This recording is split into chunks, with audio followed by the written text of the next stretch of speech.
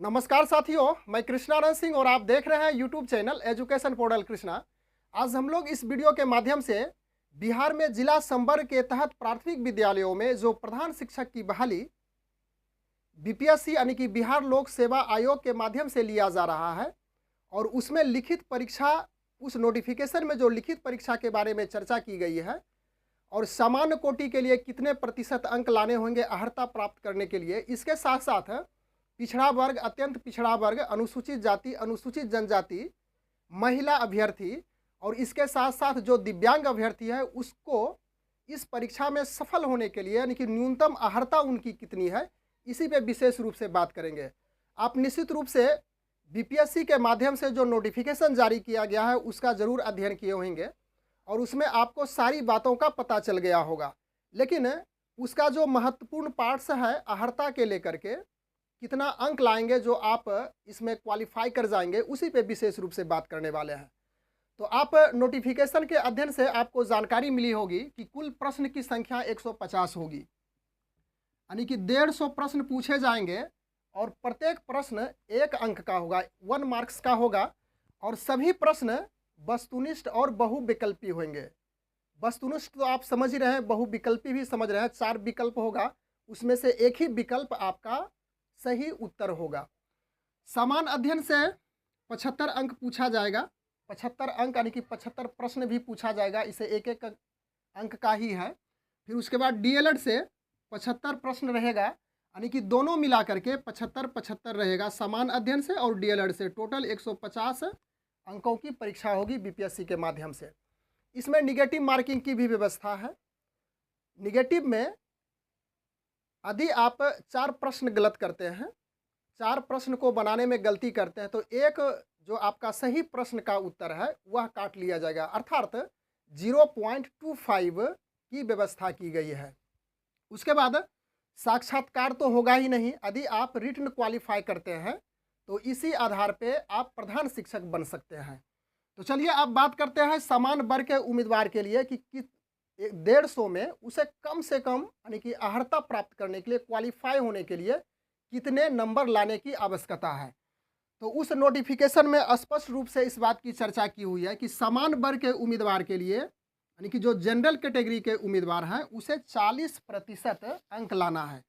तो 40% अंक का अर्थ हो गया, इसको इधर समझते हैं कि कुल प्रश्नों की संख्या 150 होगी तो 150 का 40%, तो यदि 150 का 40% आप निकालेंगे तो यह आपका 60 होता है, यानी कि 60 नंबर, 60 प्रश्नों को आपको सही रूप से जवाब देना होगा, यानी कि 150 में आपका 60 प्रश्न यदि सही होता है तो आप न्यूनतम अर्हता को प्राप्त करते हैं। उसके बाद इसी प्रकार से है पिछड़ा वर्ग उम्मीदवार के लिए, जो पिछड़े कैटेगरी के लिए है उम्मीदवार, तो उसके लिए 36.5% मार्क्स लाना है। तो 150 का 36.5% यदि आप निकालेंगे, इसका कैलकुलेट करके सॉल्यूशन करके, तो यह हो जाएगा 54.75, यानी कि 150 में आपको 54.75 यानी कि 55 मार्क्स, 55 अंक लाना जरूरी है अर्हता के लिए। अत्यंत पिछड़ा वर्ग यानी अत्यंत पिछड़ा वर्ग के अभ्यर्थी के लिए 34% है, यानी कि 150 में 34% अंक लाना है। तो उसी प्रकार से इसे भी आप समझ सकते हैं, 150 का 34%, इसे आप कैलकुलेट करेंगे यानी कि इसका यदि हल करेंगे तो यह आ जाएगा 51, यानी कि 51 अंक। 150 में से 51 अंक, 51 प्रश्न आपका यदि सही होता है तो आप क्वालिफाई कर सकते हैं। इसके बाद हम लोग समझते हैं एससी, एसटी, महिला तथा दिव्यांग अभ्यर्थियों के लिए, यानी कि अनुसूचित जाति, अनुसूचित जनजाति, महिला और दिव्यांग अभ्यर्थियों के लिए 32% अंक लाना उसे ज़रूरी हो जाएगा। 32% का अर्थ हो गया कि 150 में आपको 48 अंक लाना है उस परीक्षा में क्वालिफाई करने के लिए, यानी कि न्यूनतम अर्हता प्राप्त करने के लिए।